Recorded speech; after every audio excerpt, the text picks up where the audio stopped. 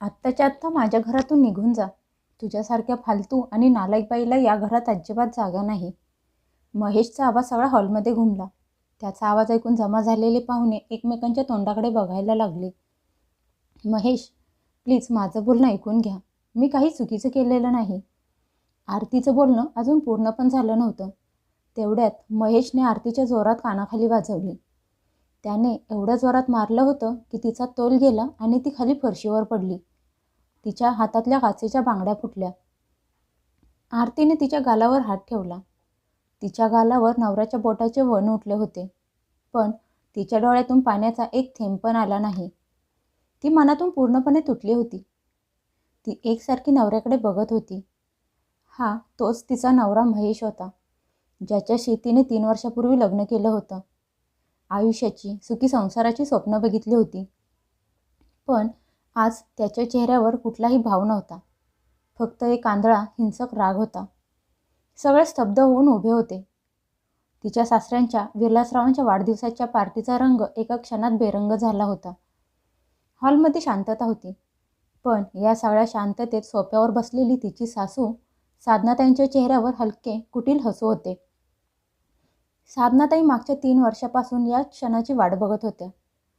जेव्हापासून आरती या घरात सून बनून आली होती, त्यांनी तिला कधीच मनापासून स्वीकार केलं नव्हतं.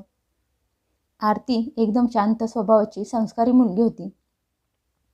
कायम कमी बोलत असायची आणि एकदम साधी सरळ राहत असायची. साधनाताईंना असं वाटायचं की आरती त्यांच्या स्टेटसला अजिबात शोभत नाही, त्यांच्या मोठ्या घराच्या लायकीची नाही.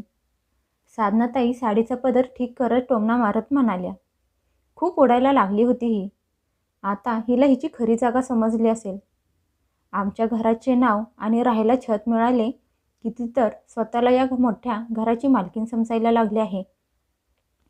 आरतीने हळूच उठत तिच्या नवऱ्याकडे, महेशकडे बघितलं. तिच्या डोळ्यात आशा होती की कदाचित तिच्या नवऱ्याला त्याच्या चुकीची जाणीव झाली असेल, किंवा कदाचित ते त्यांच्या आईला थांबवतील. पण महेश त्याच्या आईच्या खोट्या प्रेमाच्या जाळ्यात, खोट्या डोळ्यातल्या पाण्यात आणि खोट्या स्वाभिमानाच्या जाळ्यात आंधळा झाला होता. महेश परत रागात ओरडत म्हणाला, आरती, तुझी हिंमत कशी झाली पाहुण्यांच्या समोर माझ्या आईला उलट उत्तर देण्याची? तू या घरात सून बनून आली होतीस, मालकीण बनायचा प्रयत्न करू नकोस. आरती सगळं गपगुमान ऐकून घेत होती. तिने उलट उत्तर दिलं नाही. तिची नजर त्या घराच्या मोठ्या हॉलमध्ये असलेल्या महाग झुंबरवर गेली, कोपऱ्यात ठेवलेल्या कुंड्यांवर आणि हॉलमध्ये असलेल्या पडद्यांवर गेली. हे सगळं सजवायला तिने खूप मेहनत घेतली होती. तिने या 4 भिंतीला घर बनवलं होतं. ती आल्यापासून या घरात जिवंतपणा आला होता. पण आज तिला जाणीव झाली की ती या घरात तिचा हक्क शोधत होती. या मन नसलेल्या माणसांना आपलं करण्याचा प्रयत्न करत होती. या बंगल्यात आजचा हा दिवस खूप मोठा होता. शहरातले सगळ्यात मोठे बिझनेसमॅन विलासरावांचा आज 60वा वाढदिवस होता. शहरातले मोठमोठे लोक, जवळचे नातेवाईक आणि त्यांचे मित्र आले होते. सगळीकडे आनंदाचे वातावरण होते. आरती सकाळपासून उभी राहून पाहुण्यांचे स्वागत, पाहुणचार करत होती. जसे सगळे जेवायला बसले, तिच्या सासूने त्यांचं मुख्य काम सुरू केलं. सुनेला टोमणे मारायचे, तिची लायकी काढायची. तिची सासू म्हणाली, जरा मीठ घेऊन ये, सगळं अळणी बनवलं आहेस. मी किती आरतीला म्हणाले आहे की आमच्या घरातले जेवण बनवण्याची पद्धत वेगळी आहे. जे माहेरातून शिकून आले आहे ते जास्त तेलकट, मसाले घातलेलं तेच बनवून इथे पण वाढत आहे. पाहुण्यांच्या समोर आरतीने लाजेने, अपमानाने मान खाली घातली, पण नंतर हसून म्हणाली, आई, सगळ्यात पदार्थात मीठ तर अगदी व्यवस्थित आहे, पण जर तुम्हाला हवं असेल तर मी घेऊन येते. तिची सासू एवढ्यावर थोडीच थांबणार होती. त्या विषय पुढे वाढवत म्हणाल्या, तू आणून दिलंस तरी त्याचं मी काय करणार आहे? वरून थोडीच घेणार आहे. आजकालच्या पोरी फक्त शिकलेल्याचं नाटक करत असतात. पण खरं हे आहे की फक्त नवऱ्याच्या कमाईवर मजा मस्ती करत असतात. घर कसे सांभाळले जाते आणि मर्यादा काय असतात हे तर आजकालच्या पिढीला माहीतच नाही. 3 वर्षांपासून रोज टोमणे ऐकून घेत अपमान सहन करत आलेल्या आरतीच्या सहनशक्ती संपली. सगळ्यांच्या समोर तिचा आत्मसन्मान, तिच्या स्वाभिमानाला अशा प्रकारे तुडवला जात असलेला बघून ती यावेळी शांत बसू शकली नाही. ती शांत स्वरात पण ठामपणे म्हणाली, आई, घर प्रेमाने आणि सन्मानाने चालते. आपल्याच माणसाचा प्रत्येक वेळी अपमान करून त्याची इज्जत काढून नाही. तिचं बोलणं ऐकून जणू जेवणाच्या टेबलवर बॉम्ब फुटला. हे ऐकून तिची सासू ताट बाजूला सरकवून जोरजोरात रडायचं नाटक करत म्हणाली, अहो, बघितलं का महेश, तू पण बघितलंस ना? अहो, तुमची लाडकी सून माझा सगळ्यांच्या समोर अपमान करत आहे. मला उलट उत्तर देत आहे. आज माझी या घरात काहीच इज्जत उरली नाही. मी आत्ताच्या आत्ता माझा जीव घेणार आहे. आईचं हे नाटक बघून महेशच्या मधला पुरुष अहंकार जागा झाला. त्याने मागचा पुढचा कसलाच विचार न करता आरतीच्या केसाला पकडून बाहेर घेऊन आला आणि सगळ्यांच्या समोर तिला मारायला सुरुवात केली. साधनाताई रडायचं नाटक करत तिरक्या नजरेने सुनेकडे बघत म्हणाल्या, जर या घरातून निघालीच असशील तर या घराच्या चाव्या, तुझ्या सगळ्या वस्तू आणि सगळी क्रेडिट कार्ड इथेच टेबलवर ठेवून जा. या सगळ्या माझ्या घरातल्या वस्तू आहेत. तू माहेरातून येताना घेऊन आली नव्हतीस. आरतीच्या डोळ्यात पाणी नव्हतं, तर चेहऱ्यावर एक वेगळी शांती होती. तिने काही न बोलता अंगावर असलेले सोन्याचे दागिने, पर्समधले असलेली क्रेडिट कार्ड आणि घराच्या तिजोरीच्या चाव्या काढून टेबलवर ठेवल्या. ती दारात गेली आणि जाता जाता वळून नवऱ्याकडे आणि सासूकडे एकदा बघितलं आणि म्हणाली, आज तुम्ही लोकांनी मला या घरातून बाहेर काढलं आहे. कारण तुम्हाला असं वाटत आहे की हे घर तुमचं आहे. पण उद्या ठीक या वेळेपर्यंत तुम्हा लोकांना समजेल की तुम्ही आज काय गमावलं आहे. लक्षात ठेवा, शांत बसणं कधीकधी खूप मोठं वादळ घेऊन येतं. आज तिच्या आवाजात एक वेगळी ताकद होती. आरती अंधाऱ्या रात्री त्या मोठ्या बंगल्याच्या गेटमधून बाहेर निघून गेली आणि महेशने रागात दार लावून घेतलं. साधनाताई हसल्या आणि मनातल्या मनात म्हणाल्या, आता मी माझ्या मुलासाठी एक चांगली आणि संस्कारी मुलगी शोधेन. दुसऱ्या दिवशी साधनाताईंच्या घरात सगळं सामान्य होतं. महेश खुर्चीवर बसून फोन बघत होता, तर साधनाताई त्यांच्या कालच्या विजयाच्या आनंदात रमल्या होत्या. तेवढ्यात त्यांच्या बंगल्यासमोर एक महाग गाडी येऊन उभी राहिली. त्या गाडीतून एक काळा कोट घातलेले गंभीर दिसणारे वरिष्ठ वकील उतरले. ते सरळ बंगल्यात हॉलमध्ये आले. त्यांना बघून महेश म्हणाला, तुम्ही कोण आणि इथे कुठल्या कामासाठी आला आहात? ते वकील शांत आणि रुबाबात म्हणाले, मी संजय पवार, सुप्रीम कोर्टाचा लीगल ॲडवायझर. त्यांनी बॅगमधून एक फाईल काढली आणि टेबलवर ठेवली. ते बघून महेश रागात म्हणाला, हे सगळं काय आहे? ते पवार वकील म्हणाले, मिस्टर महेश, ती फाईल उघडून स्वतःच्या डोळ्यांनी बघा. महेशने रागात ती फाईल उघडली आणि त्यातले कागद वाचायला सुरुवात केली. तसा त्याच्या चेहऱ्याचा रंग उडायला लागला. त्याचे हातपाय थरथरत होते. तो घाबरून म्हणाला, हे नाही होऊ शकत. हे सगळं खोटं आहे. त्याच्या तोंडातून खूप मुश्किलीने आवाज बाहेर आला. त्याचं बोलणं ऐकून साधनाताईंनी ती फाईल त्याच्या हातातून हिसकावून घेत म्हणाल्या, काय झालं बाळा? त्या फाईलमध्ये कसली कागदं आहेत? पण जशी त्यांनी ती फाईल उघडली आणि वाचली, त्यांचे डोळे मोठे झाले. ज्या मोठ्या बंगल्यात ते एवढ्या मिजाशीत राहत होते, ज्याला ते स्वतःचं हक्काचं घर समजत होते, ते खरं तर त्यांच्या कुटुंबाची, त्यांची स्वतःची संपत्ती नव्हतीच. तो बंगला एका प्रायव्हेट कंपनीच्या नावावर होता. त्या कंपनीची 95% शेअर होल्डर आणि एकमात्र मॅनेजिंग डायरेक्टर दुसरे तिसरे कोणी नसून आरती होती.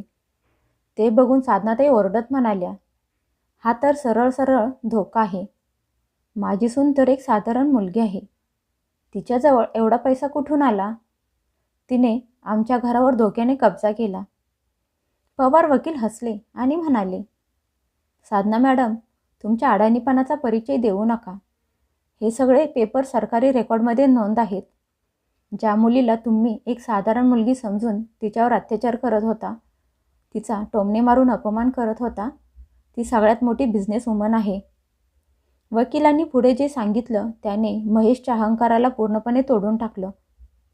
ते म्हणाले, 3 वर्षापूर्वी जेव्हा तुमच्या टेक्स्टाईल कंपनीचे दिवाळे निघाले होते, बुडायला लागली होती, सगळ्या बँकांनी लोन द्यायला नकार दिला होता. आणि बाजारात तुमची प्रतिष्ठा पूर्ण धुळीला मिळाली होती. तेव्हा तुम्हाला आठवतं का, एका अज्ञात व्यक्तीने तुमच्या कंपनीला करोडो रुपये दिले होते. ते ऐकून महेशने हो म्हणून मान हलवली. त्याचा घसा सुकला होता. ते वकील पुढे म्हणाले, ती अज्ञात व्यक्ती दुसरी कोणी नसून आरती मॅडम होत्या. त्यांनी त्यांची ओळख लपवून तुमच्या कंपनीत पैसे लावले होते. तुमची कंपनी बुडण्यापासून वाचवली होती. जेव्हा जेव्हा तुमचा बिझनेस बुडायला लागला होता, तेव्हा तेव्हा त्यांनी तुमच्या कंपनीला वेगवेगळे प्रोजेक्ट दिले होते. पण त्यांनी कधी त्याचं श्रेय घेतलं नाही. कारण त्यांना तुमच्या पुरुष अहंकाराला दुखवायचं नव्हतं. त्यांची अशी इच्छा होती की त्यांच्या नवऱ्याने समाजात ताठमानेने जगावं. अजून महेश या धक्क्यातून सावरला पण नव्हता. तोपर्यंत त्याचा फोन वाजला. फोन त्याच्या मॅनेजरचा होता. तो घाबरून म्हणाला, सर, आपण बर्बाद झालो. आपल्या कंपनीच्या सगळ्यात मोठ्या इन्व्हेस्टरने त्यांचे सगळे शेअर्स आणि पैसे काढून घेतले आहेत. बँकेने आपली खाती फ्रीज केली आहेत आणि जे नवीन प्रोजेक्ट सुरू होणार होते ते रद्द झाले आहेत. जर संध्याकाळपर्यंत फंड मिळाला नाही तर खूप मोठा प्रॉब्लेम होईल. आपली कंपनी बंद होईल. हे ऐकून महेशच्या हातातून फोन खाली पडला. आज महेशचे राज्य, त्याचा इगो तुटला होता. दुपारपर्यंत त्या बंगल्याची शान गायब झाली होती. इकडे महेशला एकामागून एक धक्के बसत होते. दुसरीकडे आरती ऑफिसमध्ये चक्कर येऊन पडली.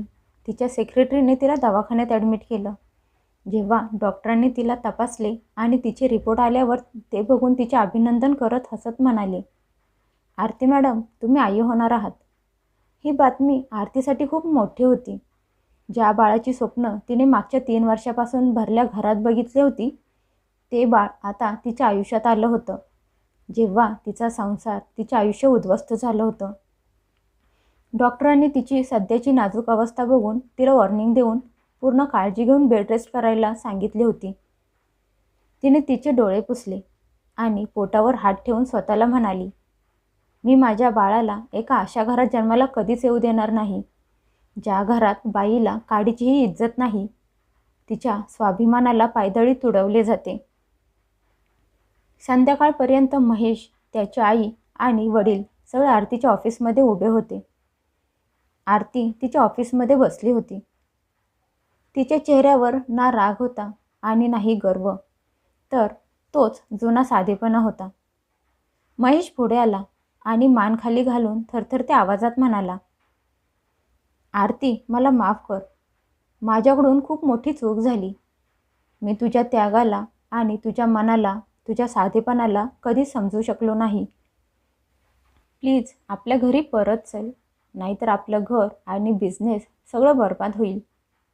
आरती तिच्या हातातला पेन खाली ठेवत महेशच्या डोळ्यात बघून म्हणाली, महेश, तुमच्या नजरेत तुमची चूक नक्की कुठली होती? काल रात्री सगळ्यांच्या समोर माझ्यावर हात उचलणे, का मागच्या 3 वर्षात रोज माझ्या आत्मसन्मानाला पायदळी तुडवणे? याचे महेशजवळ उत्तर नव्हते. तशी तिची सासू तिच्यासमोर हात जोडून रडत म्हणाली, सुनबाई, मला माफ कर. मी आंधळी झाले होते. मला समजलंच नाही की तू या घरची लक्ष्मी आहेस. प्लीज आमचं घर आमच्याकडून हिसकावून घेऊ नकोस. आरती उठली आणि सासूचा हात पकडून त्यांना आणि सासऱ्यांना खुर्चीवर बसवलं आणि गंभीर स्वरात म्हणाली, आई, माफ करणं खूप सोपं असतं. मी तुम्हाला आणि महेशला सहज माफ करू शकते. पण जो आरसा, जो सन्मान एकदा समाजाच्या समोर तुटतो, त्याला परत जोडणं खूप मुश्किल होऊन जातं. तुम्ही मला फक्त घरातून बाहेर काढलं नव्हतं, तर तुम्ही त्या घराला हलवलं होतं, ज्याला मी सांभाळलं होतं. आरतीने महेशचा बिझनेस पूर्णपणे बर्बाद केला नाही, तर माणुसकी दाखवत त्याच्या कंपनीचे शेअर्स त्याला परत दिले, म्हणजे त्याचा बिझनेस चालू राहील. पण तिने त्या घराला कायमचे सोडले आणि महेशपासून वेगळे होण्याचा निर्णय घेतला. तिने बदला घेतला नाही. या नाजूक आणि मानसिक त्रासात पण आरती तुटली नाही. एकीकडे ती गरोदरपणाचा त्रास सहन करत होती, तर दुसरीकडे तिच्या कंपनीला सांभाळत होती.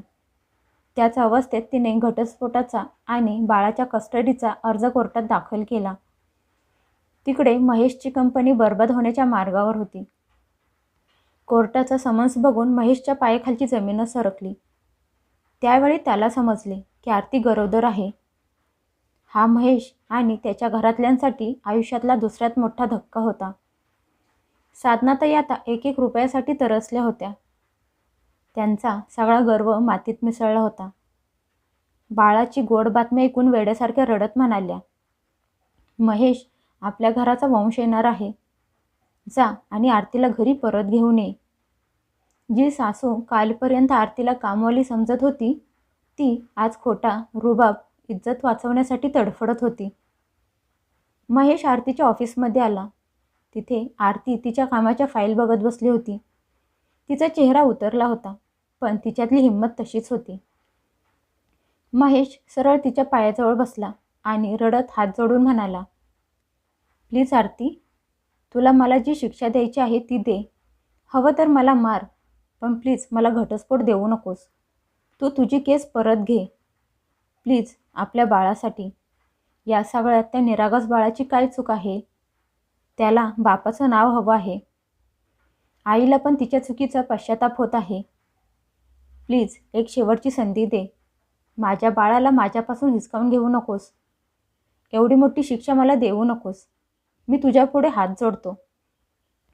आरतीने त्याला उठायला सांगितलं आणि थंड आणि शांत स्वरात म्हणाली, कुठल्या घराबद्दल बोलत आहात तुम्ही महेश? ज्या घरात एका गरोदर बाईवर सगळ्यांच्या समोर हात उचलला, ते घर माझ्या बाळासाठी सुरक्षा नाही तर जेल आहे. आणि बापाचं नाव? जो बाप स्वतःच्या बायकोच्या आत्मसन्मानाची रक्षा करू शकत नाही, तो बाप त्या बाळाला काय संस्कार देणार? का त्या बाळासमोर त्याच्या आईला मारताना बघणार? हे ऐकून महेश रडत म्हणाला, आरती, मी बदलला आहे. मला जाणीव झाली आहे की तू आमच्या घरची लक्ष्मी आहेस, आमची ताकद आहेस. आरतीच्या चेहऱ्यावर हलकं हसू आलं. ती म्हणाली, महेश, हीच तर तुमची सगळ्यात मोठी हकीकत आहे. आज तुम्ही माझी माफी प्रेमापोटी किंवा माझ्या अस्तित्वासाठी मागत नाही, तर तुम्ही माफी यासाठी मागत आहात, कारण तुम्हाला समजलं आहे की मी खूप श्रीमंत आहे आणि तुमच्या घराचा वारस माझ्या पोटात आहे. जर आज पण मी ती साधारण घरात राहणारी आरती असते, जिच्याजवळ काहीच नव्हतं, तर तुम्ही तेव्हा पण माझ्यासमोर असेच माफी मागत उभे राहिला असता का? कधीच नाही. तिने समोर ठेवलेले घटस्फोटाचे पेपर त्याच्या समोर ठेवले आणि म्हणाली, यावर सही करा आणि निघून जा. कायद्याने या बाळावर फक्त माझ्या एकटीचा हक्क असेल. महेश मोकळ्या हाताने घरी परत आला. त्याची आई दारातच वाट बघत उभी होती.